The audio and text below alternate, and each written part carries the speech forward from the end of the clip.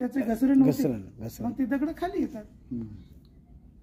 रस्त्यावर येऊन पडलेला आहे दगड. ते अवैधपणे जे उत्खनन चालू आहे आणि हे अवैधपणे काही तक्रारी तहसीलदार येऊन गेले का?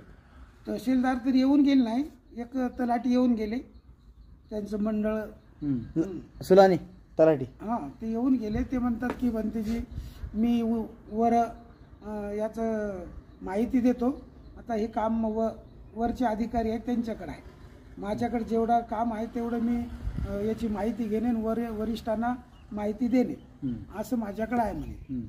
तर मी त्यांना सांगितलं की बाबा हे असं योग्य नाही, कारण लेणीच्या या खालचा जो भाग आहे, जर JCPनं यानं त्यानं जर तुम्ही खोदकाम करून तिथून उत्खनन करून सगळं घेऊन जात असाल, खड्डे बुजवत असाल खालचे, तर वरचा भाग हा ठिसूळच होणार, तो उद्या परवा कधी खाली पावसामध्ये खालीच येणार.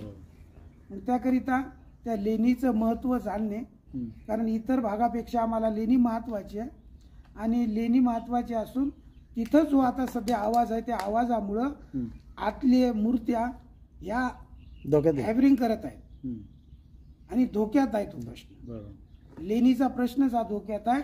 इथं कुठलाही बनतेजी बोलायला तयार नाही आणि कुठलाही बौद्ध महासभेचा कार्यकर्ता, बौद्ध महासभेचं बुद्धिस्ट ऑफ इंडिया हे पण इथं येऊन बोलायला तयार नाहीत. कुठले राजकीय पुढारी पण बुद्धिस्ट जे म्हणून घेतात ते पण येऊन बोलायला तयार नाहीत. ना कुठलाही कार्यकर्ता धम्मप्रेमी म्हणून त्याच्याकडे लक्ष द्यायला तयार.